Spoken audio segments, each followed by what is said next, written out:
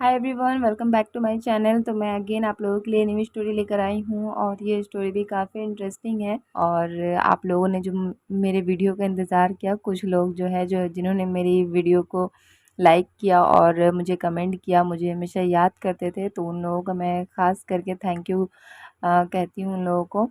तो आप लोगों ने मुझे इतना सपोर्ट किया, उसके लिए बहुत बहुत शुक्रिया, थैंक यू सो मच। तो आइए आज की स्टोरी का टाइटल देखते हैं। तो आज की स्टोरी का टाइटल है the grasshopper and the lion, यानी टिड्डी और एक शेर। वंस अ ग्रास हॉपर, यानी एक दफ़ा एक ग्रास हॉपर यानी एक टिड्डी था। Proud of himself challenged the lion to catch him and fight with him, यानी प्राउड घमंड किया, ऑफ हिमसेल्फ यानी खुद के ऊपर जो घमंड किया, चैलेंज्ड द लायन यानी उसने शेर को चुनौती दी, टू कैच हिम यानी उसे पकड़ने की, एंड फाइट विथ हिम और उसके साथ लड़ने की। यानी एक दफ़ा एक टिड्डी जो है वो खुद पे घमंड करते हुए शेर को चुनौती दी कि उसे पकड़े और उसके साथ लड़े। दी एंग्री लायन रोर्ड, यानी दी, मैंने यहाँ द को दी क्यों कहा है आप लोग जानते ही होंगे, और जो लोग नहीं जानते हैं उनको मैं बता देती हूँ कि यहाँ दी इसलिए मैंने कहा है क्योंकि यहाँ जो वर्ड है उसके आगे ए है, और ए जो है वॉवेल लेटर होता है। जब भी कोई वॉवेल लेटर से कोई वर्ड स्टार्ट होता है और अगर उसके आगे द है तो उसे द नहीं दी कहते हैं। तो दी एंग्री लायन रॉर्ड, यानी गुस्से से शेर ने दहाड़ा। रॉड का मतलब होता है दहाड़ना, गरजना, यानी शेर ने गुस्से से दहाड़ा। हाउ डेयर यू फुलिश, यानी तुम्हारी हिम्मत कैसे हुई। हाउ मतलब कैसे, डेयर मतलब हिम्मत, तुम्हारी, फुलिश यानी बेवकूफ़, यानी बेवकूफ़ तुम्हारी हिम्मत कैसे हुई। टिमिड ग्रास हॉपर, यानी टिमिड का मतलब होता है डरपोक, कायर, यानी डरपोक ग्रास हॉपर, यानी ये जो है शेर कह रहा है कि तुम्हारी हिम्मत कैसे हुई डरपोक ग्रास हॉपर, डरपोक टिड्डी, तुम्हारी हिम्मत कैसे हुई ये कहने की कि मुझसे फाइट करो, मुझे कैच करो, उसे चुनौती देने की हिम्मत कैसे हुई, ये जो है शेर कह रहा है। आई एक्सेप्ट योर चैलेंज, यानी मैं एक्सेप्ट करता हूँ, मैं कबूल करता हूँ तुम्हारे चैलेंज को, यानी तुम्हारी चुनौती को मैं कबूल करता हूँ।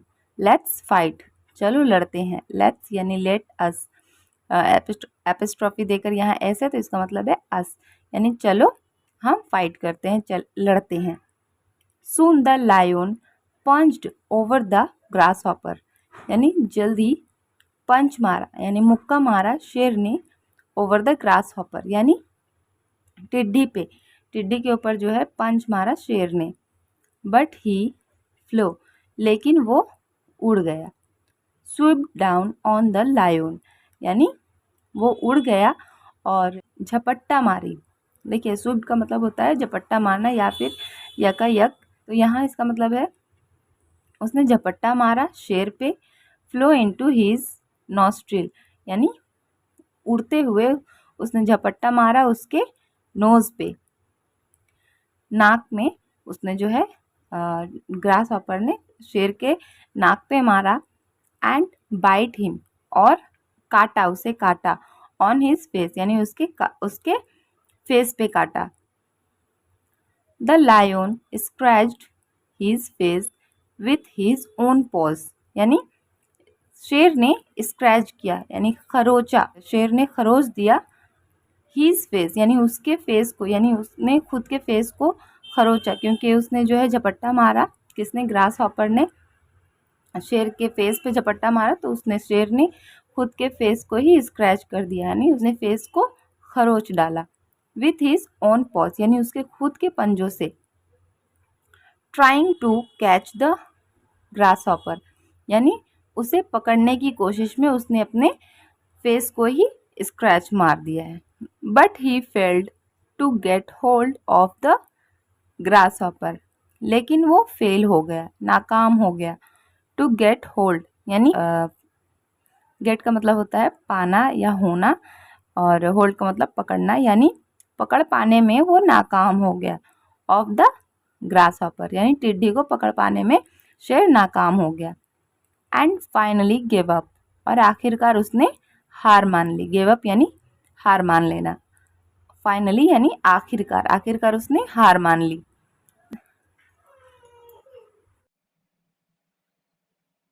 The grasshopper, contented by his victory, flew around proudly, यानी द ग्रासहॉपर टिड्डी, कंटेंटेड, कंटेंटेड का मतलब होता है मुतमईन होना, संतुष्ट होना, यानी ग्रासहॉपर जो है टिड्डी संतुष्ट हुआ, बाय हिज विक्ट्री यानी उसके जीत से वो संतुष्ट हुआ, फ्लो अराउंड प्राउडली इधर उधर उड़ा, यानी वो गर्व से अपनी जीत से मुतमईन होकर इधर उधर वो उड़ा।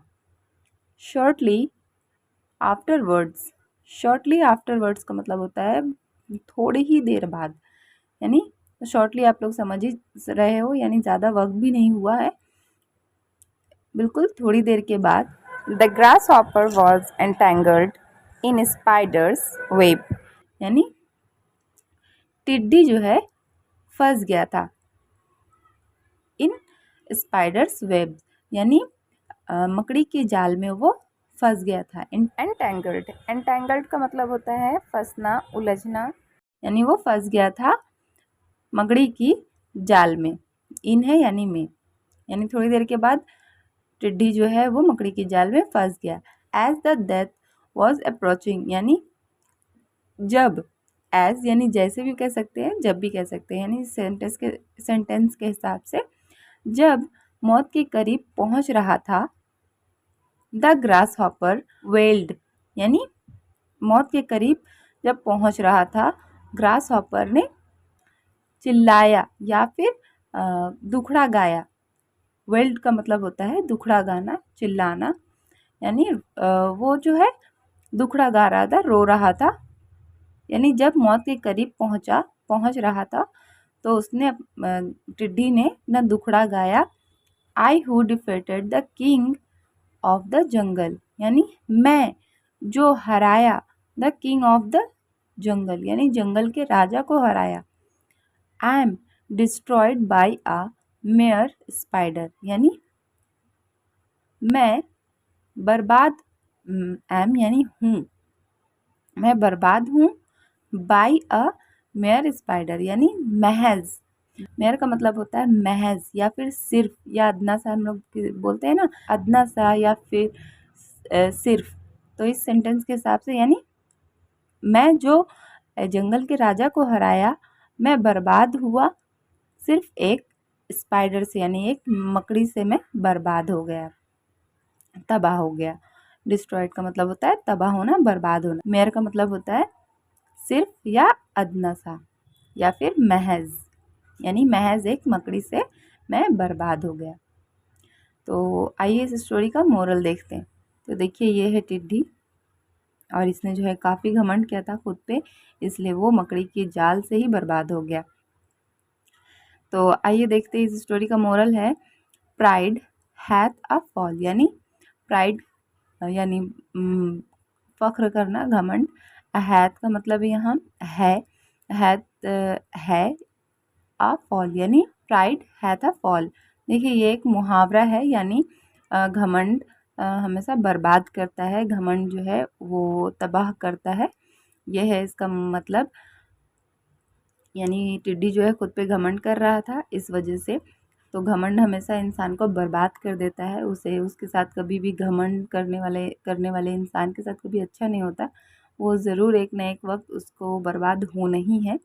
तो इसका मतलब यही है, यानी घमंड को बर्बाद होना है, घमंड को नीचे गिरना ही है। तो आई थिंक आप लोगों को ये स्टोरी समझ आ गई होगी, एंड आई होप कि आप लोगों को ये स्टोरी पसंद आई होगी। तो अगर आप लोगों को ये स्टोरी पसंद आई है तो प्लीज़ वीडियो को लाइक कर दीजिएगा और मेरे चैनल को सब्सक्राइब कर लीजिएगा। तो मैं आप लोगों से नेक्स्ट वीडियो मिलती हूँ, बाय।